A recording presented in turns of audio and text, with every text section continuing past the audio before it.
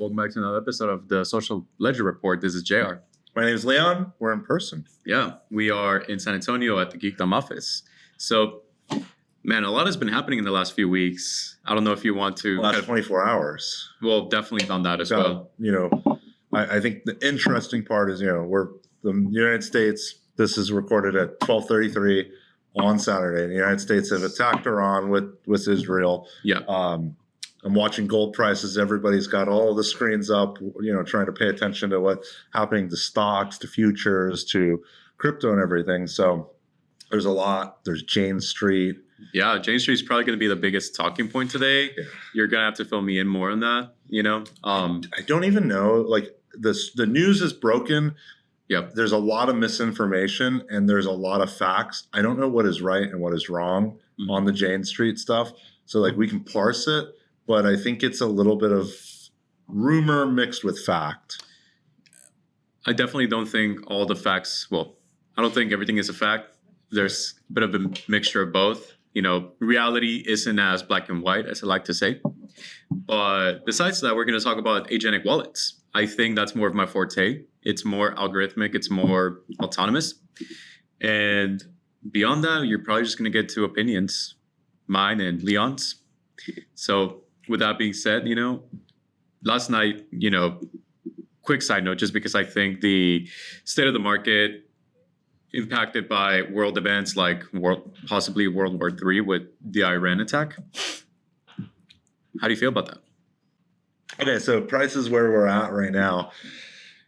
Again, it's Saturday. It's 12:36. Bitcoin's up a bit, but it's still down in the net. Ethereum's just, Ethereum has not moved in general for so long. It's been sticking around this price in general.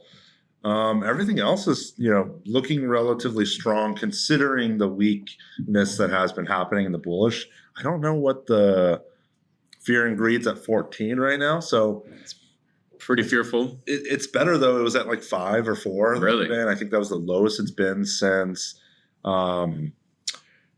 I think that 2022 crash after FTX when it was close to an 8. So overall, it's looking positive. It's leaning more alt season, I guess. A little bit, really leaning more towards Bitcoin. I'm just misreading that chart, but yeah. I'm not sure. I think these assets are not stores of value anymore. The perpetuals, the ETF inflows, all of that. I think it makes it follow the stock market more than anything. It's slowly merging into that. And we'll talk more about Jane Street because I think firms like Jane Street are kind of to blame to that because we're seeing ETFs, more of these real world assets that are sort of pegged to Bitcoin, like ETFs or like the one from BlackRock. I think it's called BitIO. I think that's also part of the influence here. But I don't know, man. It's kind of scary because I can see why so many people who have been long devoted or been long-term users on crypto or like Bitcoin, they're starting to pull away their money from that because they're seeing that big money or big corporation money is pouring into crypto. But most of them aren't really putting it into Bitcoin itself. It's mostly on it's mostly on ETFs. Yeah, but they're still holding Bitcoin.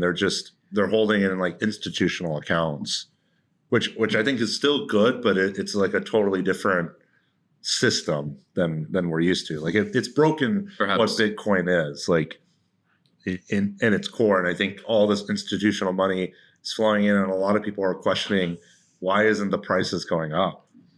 Yeah, that could be one reason. I'm not an expert on this as far as where the institutional money goes, but it's definitely interesting to see how this unfolds. But with that being said, why don't we talk about Jane Street? I know you were kind of hyping it up all of the week outside of the podcast. Yeah, I think it's been the biggest news in crypto for the week. And I think it's also something I've heard this a couple times is that somebody is manipulating the price of crypto, one, to possibly hurt the president and his family, but then also two, to make some serious money. So let's go to the start. Jane Street is a proprietary trading firm founded in 2000. a lot of former tech people. So it's there. They have one of the largest liquidity providers of ETFs in the world. They trade equities, bonds, options, commodities, crypto, everything.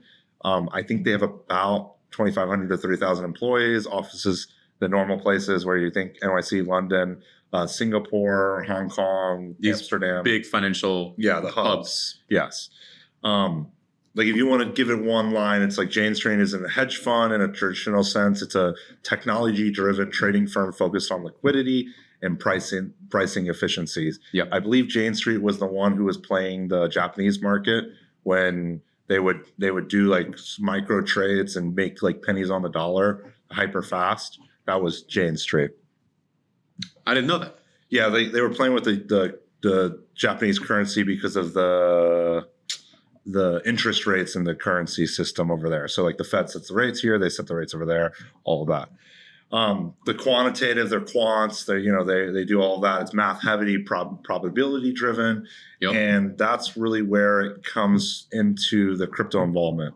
They were early liquidity providers in crypto markets. They pulled back after regulatory uncertainty, really under the Biden admin.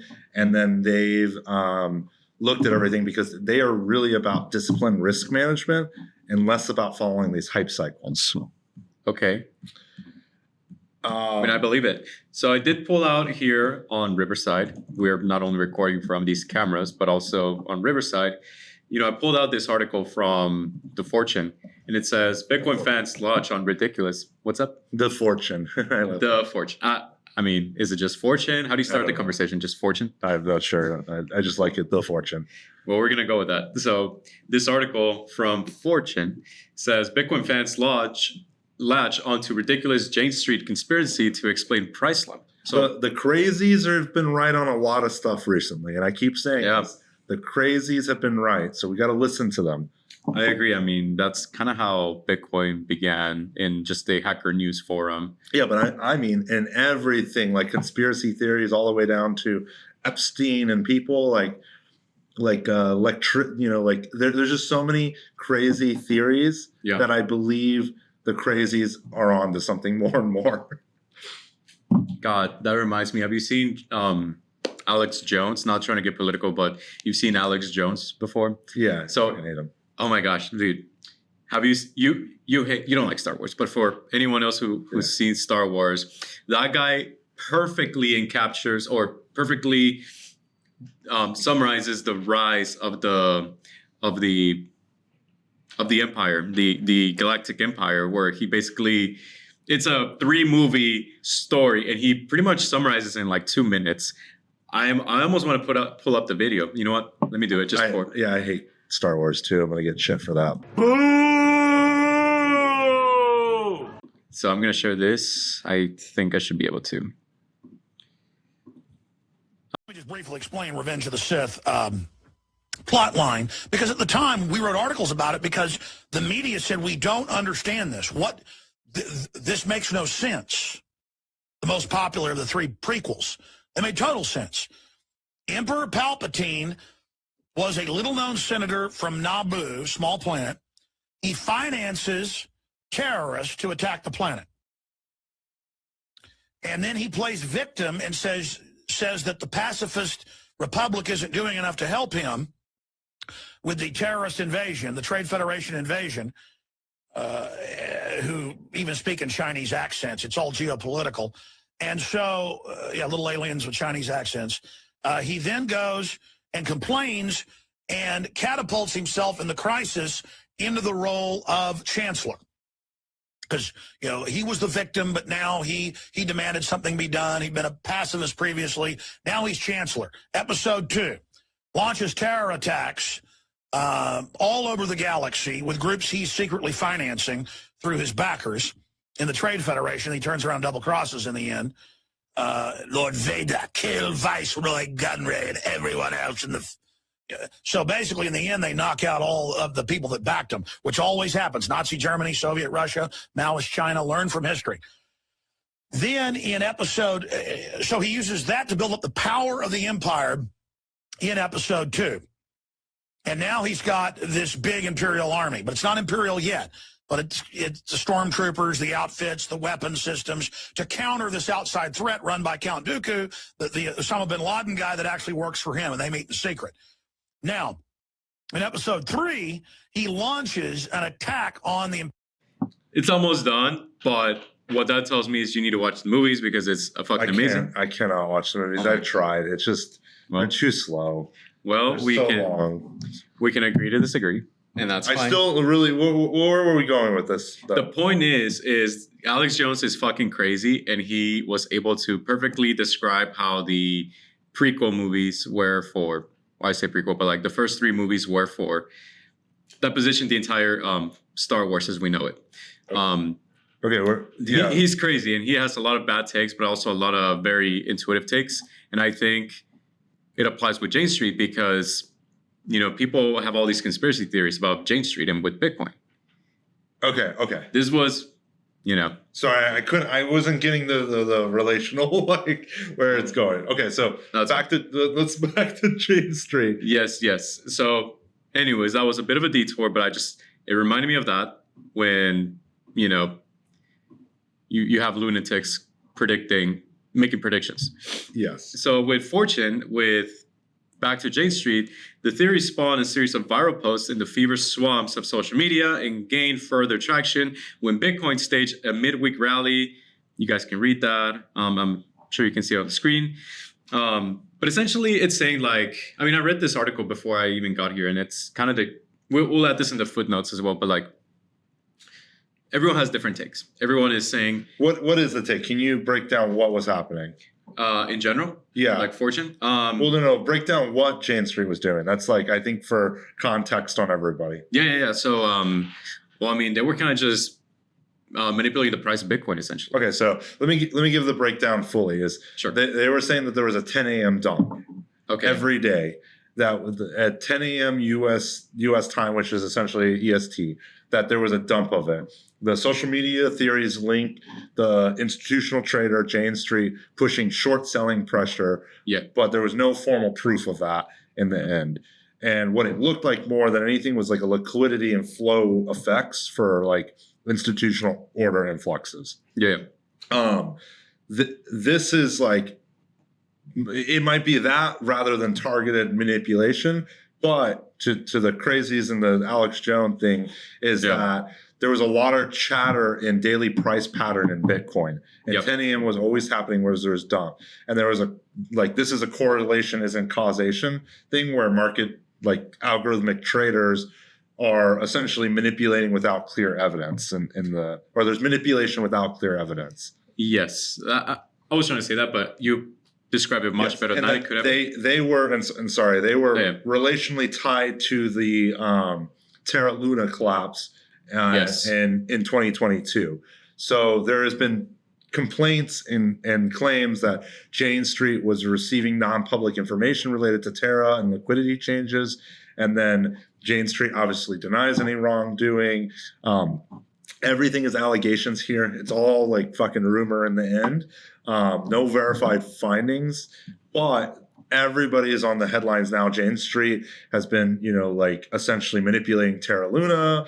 There's no legal claim to that in there. And then the same thing is the 10 a.m. dump, which was happening on Bitcoin. And ever since that news hit the market, there has been no 10 a.m. dump.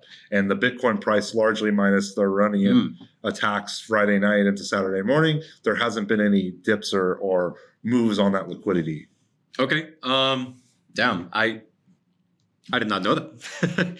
I do apologize. I'm not very well versed on this. I do understand from a high level what's happened. I know the involvement with Terra Luna, which, man, CoffeeZilla made an incredible video about that too. But you can find it on your own. But man, largely it's kind of just insider trading to some capacity. Well, for Terra Luna and that stuff, yes, that was insider trading. Yeah. For Bitcoin, it's market manipulation. Yeah, exactly. But it's they're also tied to MicroStrategy, strategy, and then a lot of those things. So they're essentially pulling shorts, dumping money capitalizing on those, and then made supposedly like $10 billion in the course of that. Only 10 billion. Yeah, and essentially this is like the link is Jane Street was secretly dumping crypto, and then it being a big liquidity provider. Yep. That the pricing pattern kept showing up. And the rumor is the manipulation have done, a lot of harm to Bitcoin and in the larger part, the crypto market. So was it really a manipulation? Is that against, this is the part that I don't know. Is that like against the SEC if they're the ones manipulating the price to something? Like, I don't know if that's, even allowed. Like, can you go short and then dump yourself? Like, I'm not sure if that's allowed if you're the largest. I guess that would be insider trading. Well, when you're a big fish and you have insider knowledge or just an advantage with knowledge that other people don't, that is largely unfair, which is where the SEC comes in and says, hey, you're breaking the law. Yes. And that's what is essentially, there's rumors, and I don't know if it's substantiated, that the FBI, the SEC is all looking into it now. I mean, it's only a matter of time if they already aren't. Yeah, and there's nothing clear. Yeah, and then there's court filings on Terra Luna. There are. Or Terraform and Luna and all that, which is there. But there's no actual facts on Bitcoin price manipulation or algorithmic dumping. But I kind of lean a little bit towards the crazies here. It just looks like it. There's so Alex many, Jones maybe. Yeah, there's so many little things out there. It's just crazy. But the SEC, the CFTC, yep. They haven't done it, but they're going to investigate, is my understanding. I'm not surprised. Usually when what I've seen in crypto largely with the Biden administration is once an agency gets involved, the rest kind of follow suit when there's a legitimate case. Yes. We didn't see that with MetaMask or Coinbase. Coinbase, it was mostly the SEC, and the same with MetaMask. Why? Because they weren't really breaking the law. They were just operating business. And then the Biden regime came out and said, no, we don't like you guys doing business this way. But it was no more than the SEC and some involvement. So that's largely what's happening here. But anyways, I think something that we can start looking into is autonomous money management. Largely what we're doing here at MintLocke with this new, approach that we're building a business on. And I think, in the middle of people like Jane Street, with largely people moving other people's money, I think given where we are with AI, we're now starting to put ourselves in a position where maybe people can control these agents or program these agents to move people's clients' money, So all that to say, let's talk about Agentic Wallets. Okay, let's do it. I think it's really interesting, especially when you talk about Jane Street and the fact that a lot of the stuff is going to be moved to computerized systems. Like, yes, I could see it at some point becoming a problem for all of us, just here. But I think if you can move money in a fast and efficient way, it's just like the fact back in the day, traders, when the internet first kind of came, they would all try to put their servers and everything in their offices as close to Wall Street so that the internet latency was the lowest. It's no different than like a gamer sitting next to the server farm so they could play Fortnite faster. It's the same thing. And it's gotten smarter and smarter. Now it's like agents are trading faster and faster. Yes. I think there's probably going to be some sort of regulatory impact at some point that's going to say, hey, these robots can only trade with human input or something. But Coinbase rolled out an agentic wallet. There's a lot of that. There's also OpenClaw. Yeah, like OpenClaw is doing a lot. I don't know if I trust it to trade real money, though. I could see it just fucking nuking your portfolio. Oh, God. Because it doesn't do things. Like that one time someone programmed their OpenClaw agent to, I don't know, get access to some API, and then he woke up with a $3,000 API bill. Yeah, it's just like the Facebook safety lady. She was at Facebook or at Meta, and she gave OpenClaw access to her email, and then it just fucking deleted everything. Like, I didn't know that. Yeah. Twitter has been a master of all of this stuff. Man, it's sometimes really hard to keep up with all that kind of Oh, noise. I'm like I have you remember TweetDeck, whatever they call it now, where you can have 3 feeds, 5 feeds, 6 feeds. Yeah. Like this is my journalism background. I can watch 6 feeds at once and know what's going on. Like I love the four screens on a TV where you can watch the sports and you can watch a TV show, the news, and you can do all that. That is me 1,000%. Bro, that sounds like ADHD overload, man. No, like you just process all of it. But okay, talking about agentic wallets, you want to show like the Coinbase stuff? Before I do that, actually, I want to talk a little bit about AI with OpenClaw. Okay, I'm going to share here this Reddit post that I found. The most downloaded skill on OpenClaw Marketplace was most downloaded what? The most downloaded skill on OpenClaw. Okay. Yeah, so on OpenClaw, you can download skills on this kind of marketplace. The first one was the number one most downloaded was malware. It stole your SSH keys, your crypto wallets, your browser cookies, and opened reverse shell to attack servers over. And a lot of people were giving fucking everything. Like admin, like God mode access to their computers. Like this is crazy. Pete Steinberg, the creator of OpenClaw, has said, please don't enable. Well, he's also at OpenAI, so I don't trust him. That's fair. I respect the guy, but also just because I still think he's the first $1 billion person company. If he had probably honed down on I've seen that rumor. I think, Sam Altman's kind of slimy and they did like Claude is fumbling the ball. Claude is no longer, the Department of War. Maybe that's right. Maybe that's wrong. Not giving it surveillance. Maybe not letting Claude, run missiles autonomously is probably a good idea based on what happened with Maltbook. Dude, but I'm gonna double down on Claude after seeing that. But anyways, I'm a different take. I think that I think it's good and bad, and I think overall Claude does have a view of a little bit more left-leaning ideology, and I think.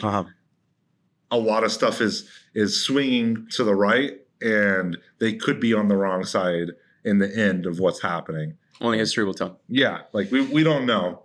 We'll see. 10 years, 20 years from now. Just like absolutely a great old Bush, Yeah, that guy was crazy. But anyways, going back to Agentic Wallets. So unfortunately, the number one most downloaded skill according to this thread was malware, which kind of gave you control to manage your crypto wallets and everything. And we'll leave this in the footnotes as well. But the reason why I bring this up is because we're starting to see a trend where Phantom Wallet, Coinbase, I'm sure MetaMask will be next, but not anything as I have known yet. They are starting to allow MCP controllers or connectivity to OpenClaw. Yeah. Why? And they're doing it via command line, right? Which I thought was really CLI. Really clever. But do you know why? No. Well, we all can guess. But the reason is, well, if I were to take a guess, is people just don't want to manage their money. They want other things or other people to manage it. Why do you think 401ks, with your employer, they have some sort of contract with a firm like what's it called? UBS. UBS, thank you. Like UBS, they will manage your portfolio, your 401k for you. Yeah. Why? Because we're not experts. It's mutual funds and all of that. It's like why everyone buys QQQ or SPY versus, like most people, if you buy an indexy like the Fortune 500, they're better off than going and buying NVIDIA. Even though NVIDIA has been a great one, most people don't know when to sell it. Just like PayPal. I bet you people have held PayPal from the start, not realizing PayPal's on a death spiral. Granted, all the rumors of somebody buying them. But I get what your case you're making is nobody wants to manage their money. And actually most Americans don't, they cannot cover a $200 bill. And the people that do so well, and the reason that even I can manage my money well is when a paycheck gets deposited, it gets split up to spending money, to paying credit cards, going to savings, because I don't have to think about it. If I had to think about it, I'd be bad at it. Yeah, and a lot of us just have so many decisions to make throughout the day. We don't want to spend half of those decisions doing nuanced shit that we can always just automate. So I do want to run this quick video. It's about a minute. And this is kind of how it looks like this is from the Solana subreddit. This is what Solana plus USDC OpenClaw agent payment looks like. So this guy made a bot, and I'm guessing previously it was a some sort of configuration, but now it says, hey, can you send 50 cents to my Soulflare wallet? I use Telegram. You can use Telegram and WhatsApp for these kind of interactions with OpenClaw. So Yeah, it's typing. I feel like the UI could be better for this kind of use case. So it says, let me send 50 cents, kind of just agreeing with you. And then it will send, it gives you the transaction fee, the transaction hash and a link for that. And you can kind of just view it on the Solana Explorer, which is the blockchain explorer where you can see where the money moves, unlike traditional finance. So that's largely it. Now, one more thing I will want to share, kind of just to summarize my point. Well, not my point, but like just how everyone is using these, autonomous tools to manage people's money. Coinbase came out, and you can follow this link on the footnotes. Too long didn't read. Agentic wallets are the first wallet infrastructure built specifically for agents.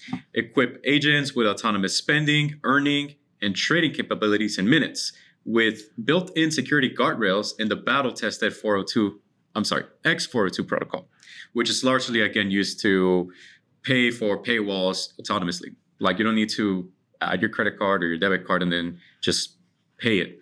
You put USDC in your wallet and it automatically gets paid off from that. So this is the future. This is where we're heading. I think it's a really interesting world of this. I see the problems that could arise where every bot is trading, and like they all have similar knowledge bases that are essentially moving money and flows in their own way. Like, I could see a crash at some point where all the money moves in one direction and it crashes the market. I could also see all the benefits of this. So I think we're going to see a world where you don't have to pay a hedge fund manager to, manage your mutual funds, manage your 401k, your Trump account, all of those things, where more than anything, you can go pick, some different flavors of an AI and essentially put it out there and say, hey, this is how we're running everything. I mean, Bitcoin was largely created because of the subprime mortgage collapse that happened in 2008. Yeah. And after that, I think we're still seeing a lot of similar patterns even in 2026. And like, I think one thing I want to share this here is the fact that everything can be 24 hours. Like, the big part is... What do you mean everything can be in 24 hours? Everything's 24/7, 365. Oh, on crypto, yes. Yes, like it's different. Like, tokenized gold prices surged to a high of 4,500 an ounce in the U.S. as the U.S. Almost 5,500. Yeah, 5,500. Yeah, I don't know what I said. You're but good. as the U.S. and Israel struck Iran, essentially those tokenized assets are moving in real time, quickly, all over the world, and there, while these real gold markets are all closed. Like, it is the way of the future, because the market doesn't wait. You see it. Wait. You see it. The reason President Trump has done any action, no matter what, he's playing the market more or less. He does it on a Friday night. The market kind of figure out what's going on. So when it opens at 6 a.m. or whatever on Monday, that there's not a huge crash. Like, if you would have done this on a Wednesday, market would have crashed. It would have hit tripwires. Things would have went crazy. But in the tokenized markets, nobody's stopping anybody. There's no tripwires. There's none of that stuff. There is worry that, if there's no tripwire, the market could liquidate. Mm-hmm. There could be runs on banks. Like, we're going to have to see what happens. But these tokenized assets let real-time thing. I think the same thing as Polymarket lets you bet and get real news faster than what's actually happening. I knew about the Iranian strikes. Granted, we all saw it coming. Like, if you didn't, you were blind. Straight up Hamas, 20% of and that's oil. Closed right now. Mm-hmm. Oh, God. And oil's up 20%. Really? Like within the past couple hours. Again, it's about 1 on Saturday. Oh, God. But these tokenized assets are what moves faster and shows real time what's happening and where market sentiment is, where regular markets wouldn't do that, where Polymarket is predicting what's going to happen sentiment wise too. So it gives people all over the world insights to what's happening faster and faster. Because imagine like Claude, Anthropic had that fight with the United States government on all that, on safety and everything. Imagine if they're a publicly traded company and they did that at 5 and they said no, the stock would have tanked. If it was tokenized, it would have tanked overnight, or it would have went up, and then you could see the market sentiment. And I think that's really, really powerful. And I also think that's like, especially with AI traders, you can go arbitrage, prices very quickly, make some money in the chaos, and still make sure the market is safe and secure for all of us. I mean, can you imagine some guy is on the Bahamas on a Saturday morning, and then next day, their fucking company went down 20% or something? Yeah, it's crazy. I would have a heart attack if I was that guy. Is what I'm trying to say. But also, for better for worse, I think money moves better when it's a market that's open 24/7. I mean, you can hear Brian Armstrong from Coinbase talk about it all the time. Couldn't agree more with that guy in that area. So, yeah, I think this is the future, which is largely why we're building MintLocke. Quick, shameless plug, but with MintLocke, we're trying to automate people's money. We're starting with crypto and then eventually into real-world assets. You can find us on the Base network and the Arbitrum network as of this month. So that's what we're building. Go ahead and check it out at mintlocke.com. And also, let us know what you think of Social Ledger Report this week. And if you want to be on the podcast, we're happy to bring guests. We want to do live chat. We can do we can do Twitch. We can stream. We've been planning it for a while, but we haven't. Yeah, we just got to execute on it. We have to. So, let us know what you think, and we would love to have you. But yeah, thanks for watching. Cool.